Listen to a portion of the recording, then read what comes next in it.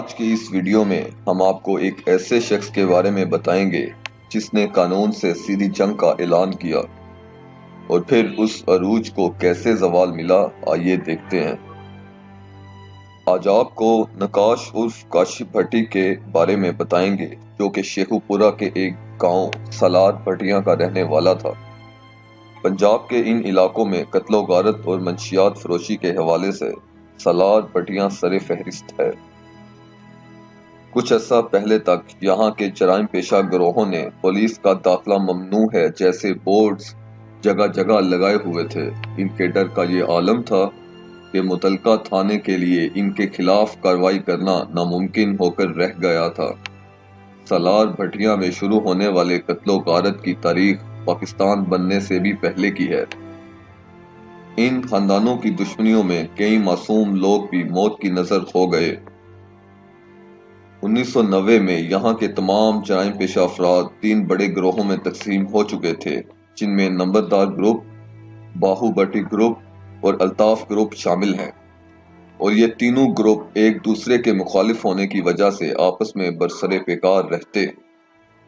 دشمنی اور جھگڑوں کا یہ سلسلہ وقت گزرنے کے ساتھ بڑھتا چلا گیا۔ 2005 میں سالار بھٹیاں میں مزمل نامی ایک شخص قتل ہو گیا، جس کے بعد دشمنی کا ایک نیا سلسلہ شروع ہوا اور وہ 3 بڑے گروہ 2 بڑے گروہوں میں تقسیم ہو گئے، جن میں الطاف عرف تافو گروپ اور نقاش عرف کاشی گروپ شامل ہیں۔ آہستہ آہستہ جرائم کا یہ دھندا بڑھتا رہا اور ان علاقوں میں رہنے والے لوگوں کا جینا حرام ہو گیا۔ کئی لوگوں نے ان باتوں سے تنگ آ کر یہاں سے کہیں اور چلے جانے میں عافیت سمجھی۔ پولیس کو کاشی بھٹی گروپ اور الطاف گروپ کے کئی افراد مطلوب تو تھے، لیکن ان کے انتہائی منظم ہونے کی وجہ سے ان کے خلاف کارروائی کرنا بہت مشکل تھا۔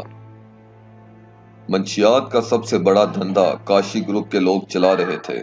حکومت نے ان سب افراد کے سروں کی بھاری قیمت بھی مقرر کر رکھی تھی۔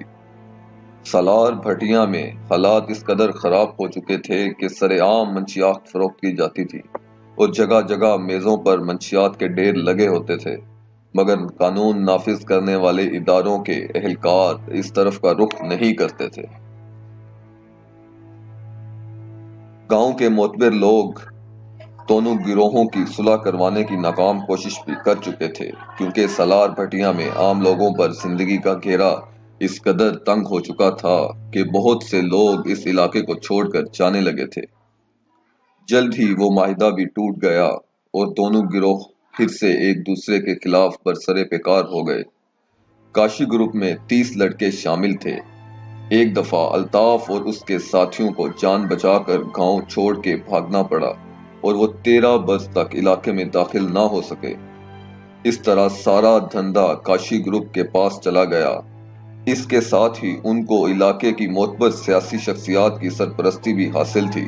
وہ شخصیات ایسے جرائم پیشہ افراد کو اپنے مقاصد کے لیے بھی استعمال کرتے۔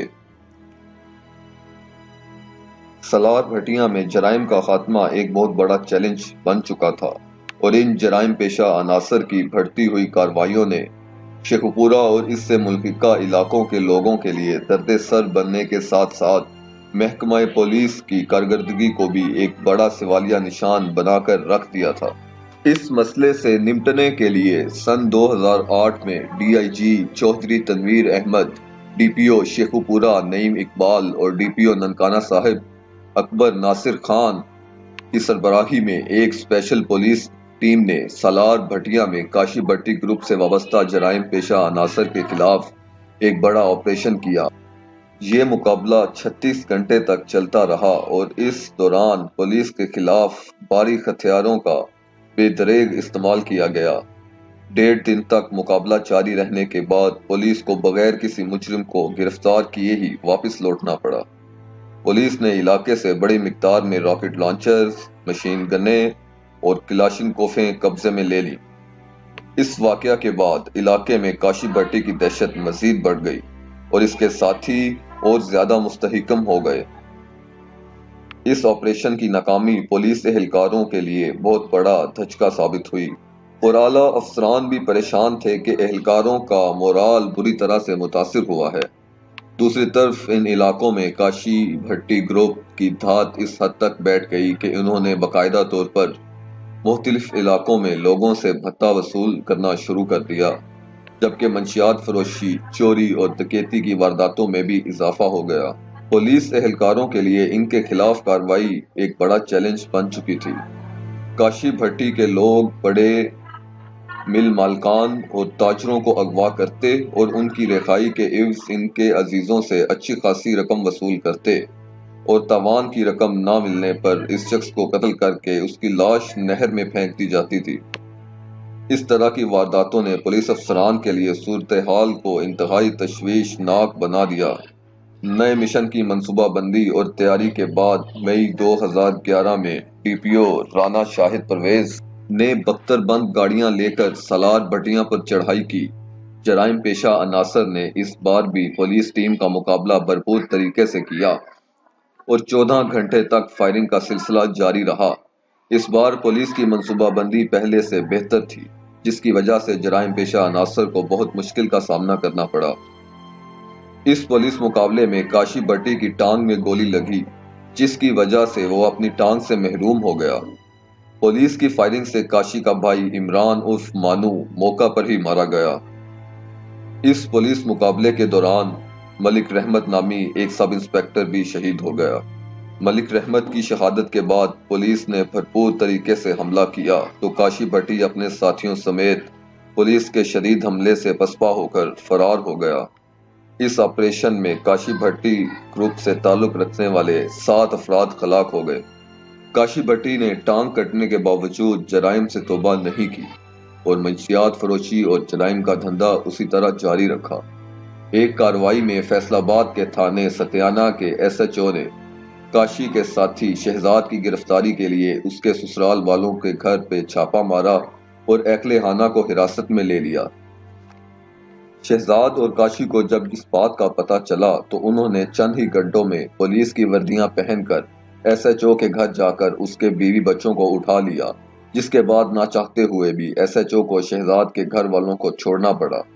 اس واقعے کے بعد کاشی بھٹی کا ڈر پنجاب میں مزید بڑھ گیا اور ساتھ ہی اس کے جرائم کی وارداتوں میں بھی اضافہ ہو گیا۔ اب پنجاب حکومت نے کاشی کے سر کی قیمت 50 لاکھ روپے مقرر کر دی اور اس کے قریبی ساتھی شہزاد کے سر کی قیمت 30 لاکھ روپے اور تنویر عرف پیرو کے سر کی قیمت 20 لاکھ روپے مقرر ہوئی۔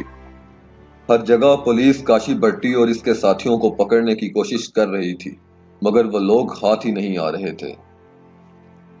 ایک دن تھانہ ہانکا ڈوگراں کے پولیس اہلکاروں نے کارروائی کرتے ہوئے کاشی بھٹی کے ایک اہم ساتھی کو گرفتار کر لیا۔ کاشی بھٹی کو جب اس بارے میں پتہ چلا تو اس نے 20 سے زائد ساتھیوں سمیت تھانہ ہانکا ڈوگراں پر حملہ کر دیا۔ پولیس اہلکار کاشی بھٹی کو دیکھ کر اس قدر خوفزدہ ہو گئے کہ انہوں نے کوئی مزاحمت بھی نہ کی۔ اس واقعہ کے چند دن بعد کاشی بھٹی اور اس کے ساتھیوں نے ایک تاجر کو لوٹنے کی کوشش کی تو وہاں تاجروں اور پولیس نے ان کا گھیراؤ کر لیا۔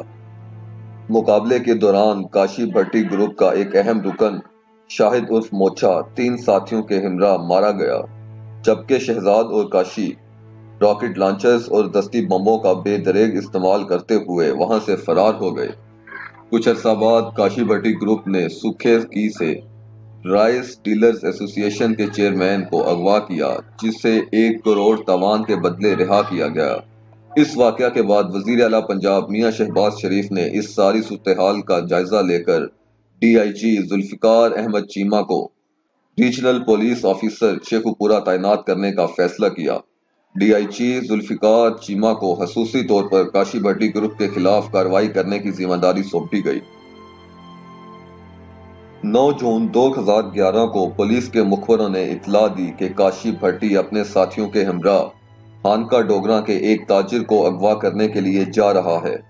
پولیس نے فوری طور پر مکمل تیاری کے ساتھ پورے علاقے کا محاصرہ کر لیا اور جیسے ہی کاشی بھٹی اپنے ساتھیوں کے ہمراہ اس محاصرے کے اندر آیا تو پولیس نے گھیرا تنگ کر کے فائرنگ شروع کر دی۔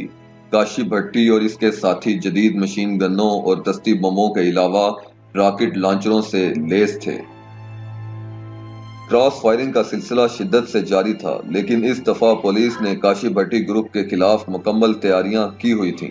اور ڈی آئی جی ذوالفقار چیمہ نے خصوصی ہدایات دے رکھی تھی۔ پولیس مقابلے کے دوران کاشف بھٹی اور اس کا ساتھی رانا شہزاد گولیاں لگنے سے بری طرح زخمی ہو گئے اور بھاگنے کا کوئی موقع نہ مل سکا، جس کی وجہ سے زخموں کی تاب نہ لاتے ہوئے کاشف بھٹی اور شہزاد موقع پر ہی ہلاک ہو گئے، جبکہ کاشی کے قریبی ساتھی تنویر کو گرفتار کر لیا گیا اور اس طرح کاشف بھٹی گروپ اپنے انجام کو پہنچ گیا۔